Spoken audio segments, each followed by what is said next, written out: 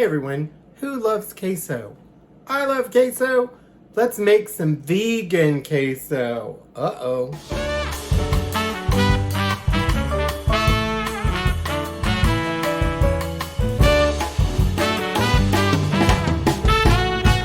Hey everyone, Marty with Marty Knows Tex-Mex, and today we're making vegan queso. Don't kill me yet. I'm not vegan. I started making vegan queso because I had a friend that was, who loved queso. And I kept making it because it is actually really delicious. And 2 cups, which is what this recipe yields, 2 cups of regular queso has almost 2,000 calories and almost 200 grams of fat. This reduces that in half on either case. It has less than half the calories and less than half the fat. And that makes it worth doing. In fact, I had a friend that told me I should stop telling anybody it's vegan at all and just take it places because people don't even know. So let me show you how to do it. All right, so this is not really my recipe. I bought this great book called the Non-Dairy Evolution Cookbook. Just Google it if you're interested. But this was one of the recipes in there, and I've made several recipes, but I'm not going to really give you the recipe, but you can follow along with me. I use about 1 cup and 3/4 of soy milk. It is the kind of non-dairy milk that has the closest composition to regular milk.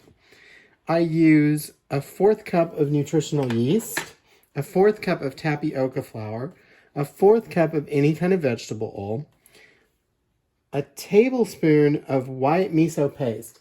This is the only kind I like. I get it at Central Market. I've tried some other kinds and I did not like it. And this is the only thing that's expensive on there. And it's like $4 for this whole thing, and that will make this recipe 10 times. So it turns out not to be that expensive. I'm going to also add some dry ingredients. I'm going to add some salt, some chili powder, some onion powder, and some cayenne powder. And that's all I'm going to put in here. After I mix it together, I'm actually going to add some pico that I just made. You can also add some salsa, or you can do whatever you want. So here we go. Okay, so I'm going to do this all over medium heat. I'm going to use a whisk to blend all of this together. And I really am just going to put it all in there at one time. So I'm going to start with my soy milk. And I really am just going to dump every single thing in there. All the dry ingredients. Every part of it. Just getting dumped in there.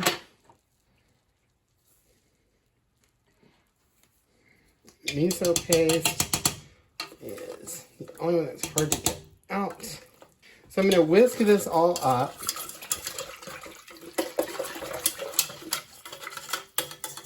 Until it is just nice and uniform.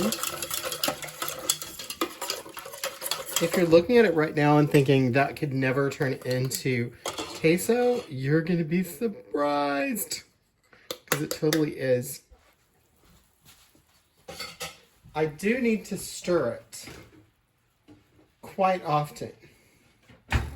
So I'm going to stir it because it will begin to stick, but that's not a bad thing. You just need to stay on top of it. Now once it thickens, I'm going to add some of my pico to it. I'm probably going to add about half of this, which would be a cup.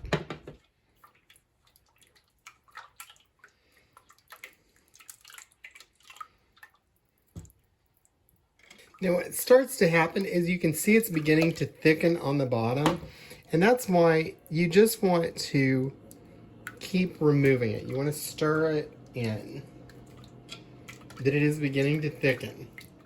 Now notice that I'm using a silicone spoon. That's because it's like a spatula. I want to be able to scrape this off and reincorporate it into the blend. And once it reaches the stage where you're getting clumps of thickness, you kind of have to just stir it the rest of the time.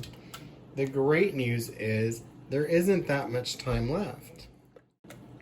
If you notice, it's getting very thick now. I'm going to actually add half of this jar of pico and stir it up and then remove it from the heat.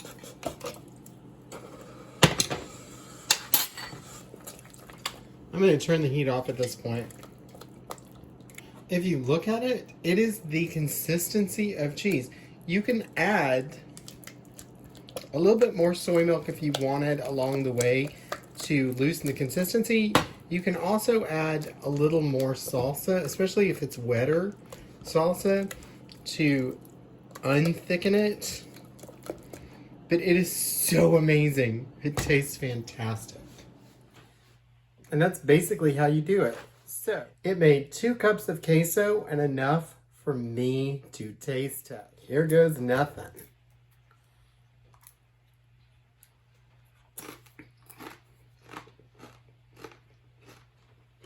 Yum.